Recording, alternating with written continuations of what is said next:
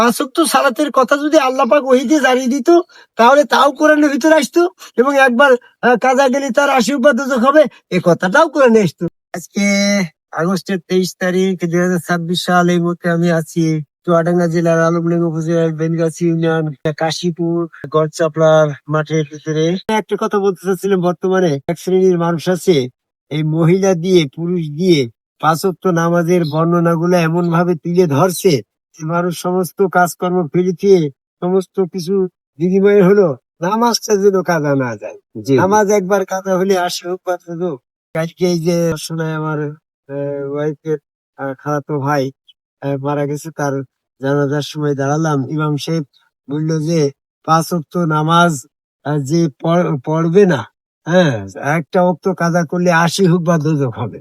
তাহলে নিশ্চয়ই এটা একটা সতর্ক বাণী, অবশ্যই একটা সতর্ক বাণী না। তো পাঁচ ওয়াক্ত সালাত কায়েম না করলি, এক ওয়াক্ত সালাত কাজা গেলে, পাঁচ ওয়াক্ত আজানের সাথে নামাজ না পড়লে যদি কাজা যায় তার 80 হোক বা দোজখ হবে। এবং কাজা যদি তুমি ওই টাইমে না পড়ো, পরবর্তী টাইমে কাজা পড়লেও নাকি তার 80 হোক বা দোজখ হবে। বিশাল একটা সতর্কতা উনি জানাজার নামাজের সময় করলেও। আমি তখন একটা কথা খেয়াল করলাম যে এই লোকটা তো মিথ্যেবাদী তো হলে হতে পারে, ডাহা মিথ্যেবাদী।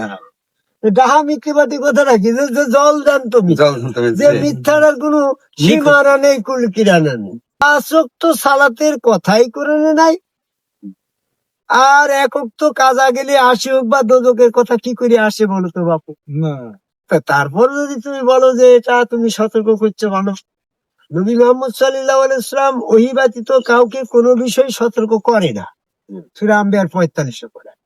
তাহলে তুমি এটা নবী মুহাম্মদ সাল্লাল্লাহু আলাইহি ওয়াসাল্লাম ওহী ব্যতীত কাউকে যখন সতর্ক করেন, এখানে যখন আয়াত এসে গেছে আনামের 50 নম্বর আয়াতে বলতে হে নবী তুমি ওহী ছাড়া কোনো কিছু অনুসরণ করো না, তাহলে ওহী বলতে কোরআন। আল্লাহ নবী মুহাম্মদ সাল্লাল্লাহু আলাইহি ওয়াসাল্লামের পরে যতগুলো ওহী নাযিল করেছে সমস্ত ওহী এই কোরআনে। আরে কোরআনের বাইরেও কোনো ওহী, অনেকেই বলে কিছু কিছু ওহী বিবাদ করার সময় এটা বাইরে পড়েছে, যে একবারে জোরে করে নাউজুবিল্লাহ বলার দরকার। কারণ কোরআনের কোন আয়াত যদি কোরআন সংরক্ষণ করার সময় যদি বাইরে থাকে, তাহলে কোরআন সংরক্ষণের দায়িত্ব তো স্বয়ং আল্লাহ নিজে নিয়েছে। সূরা হিজরের 17 নম্বর আয়াতে বলছে, আল্লাহ বলছে আমি তার থেকে আমার ওইকে হেফাজত করি, নিজে স্বয়ং তার দায়িত্ব নিয়েছি।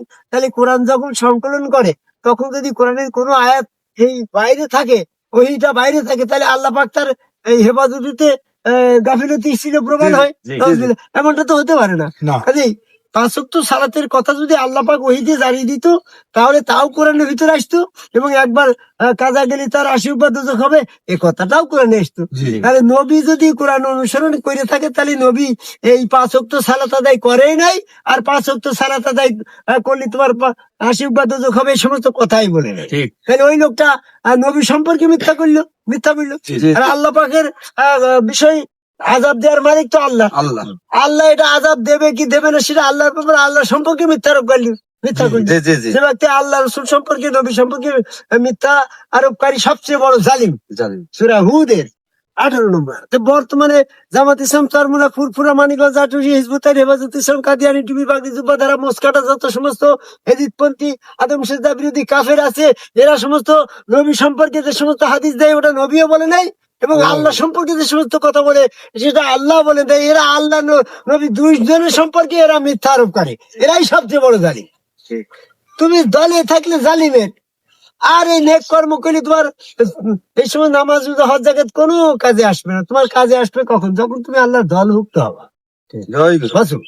আল্লাহর দলভুক্ত হওয়ার উপায় কি? শয়তানের দল আছে, আদম সেজদা না করার দলটা শয়তানের দল, আর আদম সেজদা যারা করে তারা হচ্ছে আল্লাহর দল। তুমি যে সমস্ত তাবলীগ হাজী সাহেবরা, তোমরা তো পাঁচ ওয়াক্ত নামাজ পড়ছি, ইমাম সাহেব, মুয়াজ্জিন সাহেব, তোরা তো কেউ আদম সেজদা করো না, ওরা বিরোধিতা করতে, তোরা সব শয়তানের দল গো।